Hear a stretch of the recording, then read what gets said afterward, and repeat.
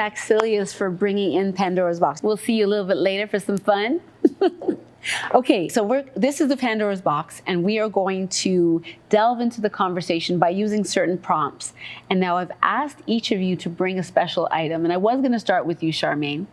You know, I was going to start with Charmaine and see what you shared. But I think, Karen, you have a really, you've brought this book here, and I love the title, right? Self-Love, What They Forget to Tell You. And I see that you're actually the author of the book. So it's not only that you're bringing it to add to the conversation, you've already had a conversation. What is this conversation about? So as I said earlier, my mom was diagnosed with Alzheimer's in 2000. Again, I was in the sandwich generation. I had a newborn. And I had to navigate how to live with this disease in my home. Right. And become an informal caregiver. And so I began journaling, and as a cathartic process for me. Right. And as I would find out new resources along the way, I would interject them into this journal of mine, and then it became a living document. So I published my first book in 2014, and it was entitled Alzheimer's, What They Forget to Tell You. Oh, that's funny. So then, I saw what you did there. I saw what you did. See what you did there. So that became like this, this is like the series that, What They Forget to Tell You. And it was a spin-off.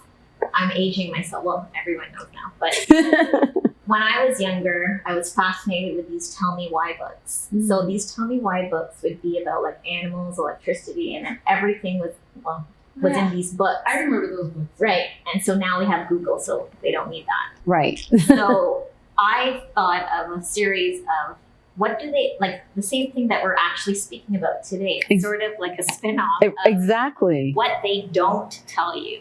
So it's those difficult conversations. And yeah, the first book, actually when people did read it, I heard feedback, it was like raw and thank you, because people don't talk about the ugly side of dementia. Right. And as I'm getting older, and I see that, once we start to get closer to the 50s and the 60s, and we do become our parents' caregivers, there's a lot of things that you are just learning, just by being thrown into the fire. Right. And so this conversation might help other women that are in the same age group that find themselves in the same situation, and hopefully we can illuminate some of the strategies and the suggestions that we have. So okay. After that, I wrote another book, which is more textbook. Oh.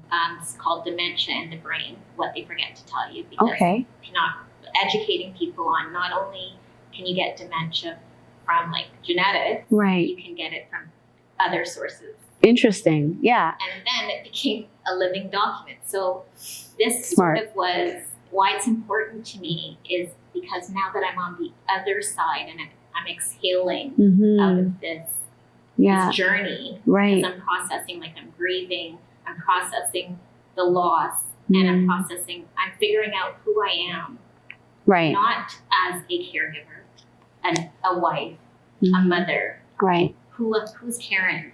And so I'm getting back to me. Yeah. And this was the journey. I love that. I love that we're having a conversation about dementia and Alzheimer's, because it can strip away. Where you give something to one area of your life, there are other areas that get neglected. And so because this is Cocktales, we are going to get into some of the cocktail type stories of the impacts of having to care for somebody older than you. And from both of you having to, raise children, one with autism, one a new parent, that time is very traumatizing. And the one thing I will take from what you just said is, an old professor of mine, Horace Enriquez, he once told me about aging. He's from Guyanese, but he's like Portuguese, but he's Guyanese. Hilarious man.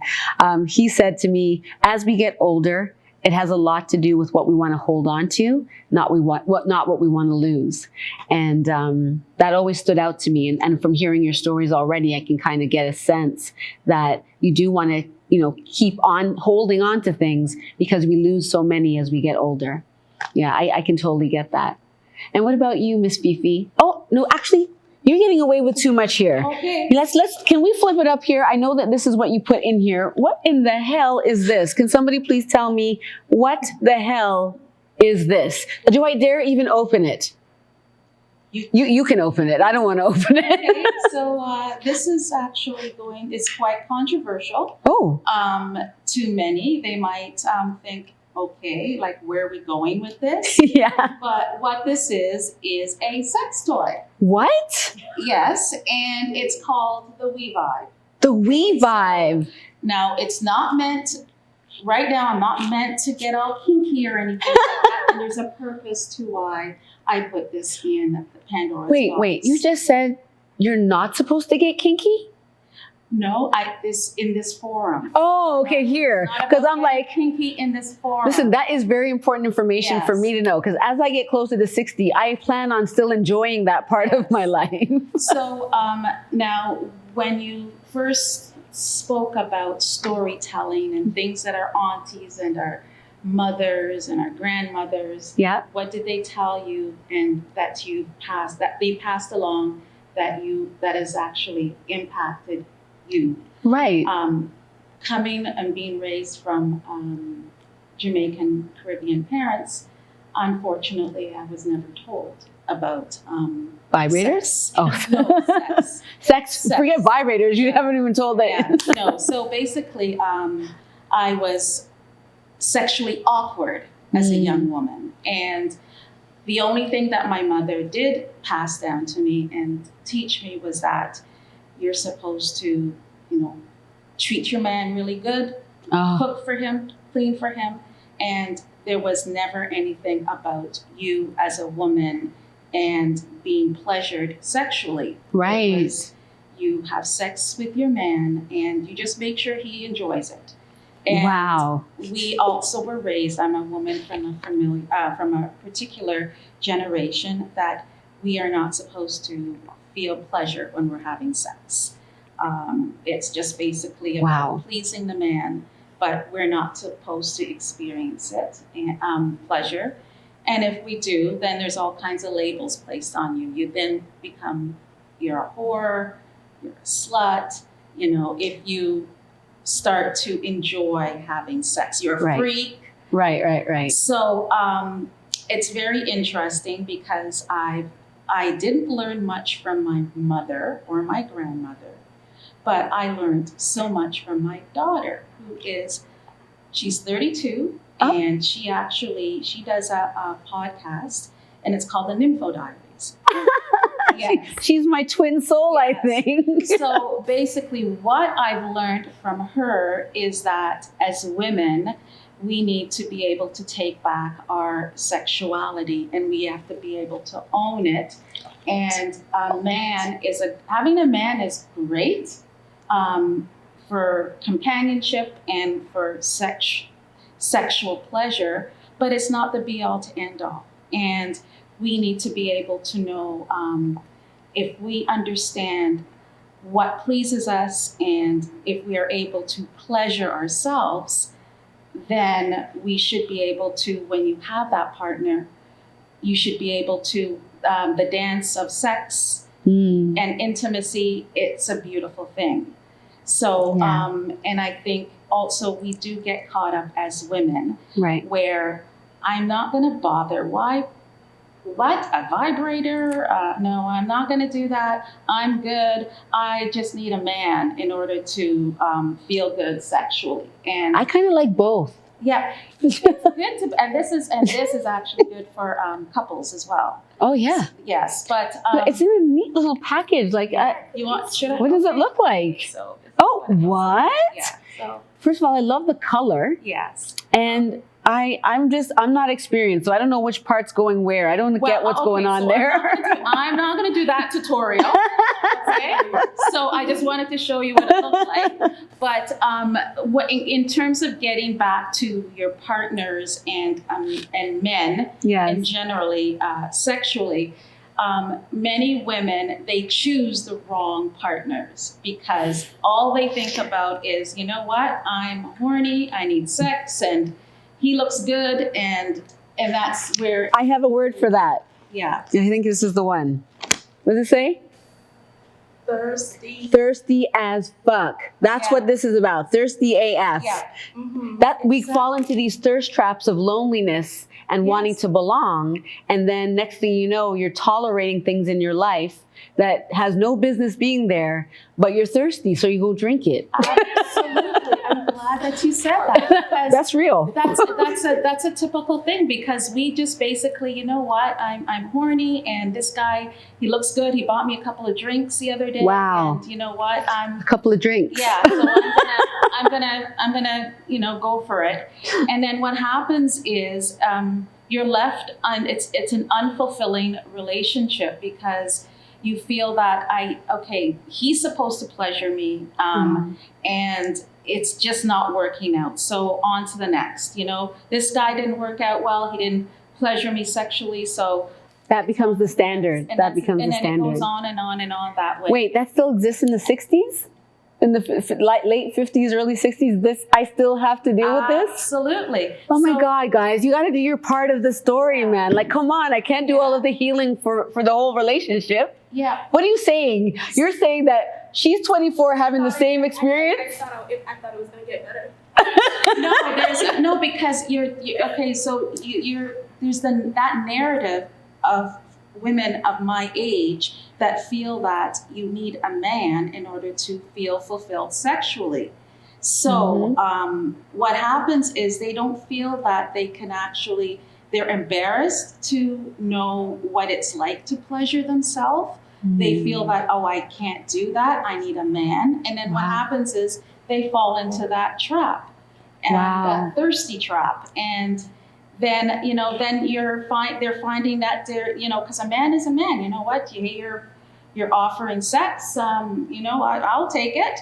Wow. And so what happens is you're dealing with men that are, quite possibly already married, and they're just, Quite possibly. Yeah. Let me tell you a story. Since we're sharing stories, let me tell you, I was married for 16 years, and one of the first dates I had met somebody at a wedding. We went for lunch. We shared these wonderful little, anecdotes about our life. He had children. I was like, wow, why did you never, get married? It sounds like you would have been a great father. And he said to me, and you may want to come in real close for this one. He said, what makes you think I'm not married? What? We're at lunch. You didn't even give me the option to be like, first of all, he wasn't hot enough for me to even consider it. I was being nice, being on the date. First of all, that's what I personally thought, I don't know. But anyway, he didn't even give me the option. And what this man said to me was, what makes you think I'm not married? And that continues till now, because I either meet very young men, because I'm still kind of in the middle, and I'm youthful. So I meet younger men who, if they do actually like me and don't just want the MILF experience, they want me to have children. I'm not having children unless you can construct me back with plastic surgery the way I came to you, or, got a private chef, or, a sleep nanny, because I need my beauty rest if you're going to continue to, enjoy the fruits of my labor. You understand? Yes. So that's not going to happen. So I find myself stuck. And then men my age are usually married or definitely looking to have an affair, because they've probably been there with their partner for 20 odd years, and they're just like, yeah. And I'm older and I'm youthful. So they're like, no, this is too much fun. I'm going to have too much fun with this one. And so there's nothing really left. And the more I learn to love myself, the more I realize that I can see why there's so many women alone, because to really honor and love yourself requires boundaries. And, when the other side doesn't respect the boundary, or, they don't even know what boundaries are, and we are often falling into a lot of codependent relationships. To think that you have codependent relationships in the 60s, that's a little disheartening. And it dovetails into Karen's book about self-love. Yes. And that's self-love on the whole. That's about nurturing your mind, your body, and your spirit. And it's about, if you're able to pleasure yourself and be good with that, then that's okay. And if you find a partner, and that partner, you based on what you know about yourself, and what you want sexually, right? Men love that. Men love that you are already experienced, and you know what you want, and you're like you're like that map. And you just basically just here, like do, you know, Whew. they don't want to do all the work. Yeah, many times. you blew up Pandora's box with that story, boy. Yeah, well- You've killed the 24-year-old's dreams. Can I just ask you, Fifi, what is your experience? You know, let's see. What is it that you have captured here? Because I know you wrote something. Yeah. Wow. Naturally, I am a poet. Yes. And so I bought a poem. You brought a poem. Perfect. Would you like to pass that to Fifi? Are you going to read it to us? I can, Sure. Let's hear it. Let's hear the poem. you know. So this poem says what? What does it mean to you? This poem was an introspective look into my relationship with my mother, basically, and how that kind of spoke to my relationship with other people, with men, with women, with people around me, with myself especially. Yeah. So that's what this kind of speaks to.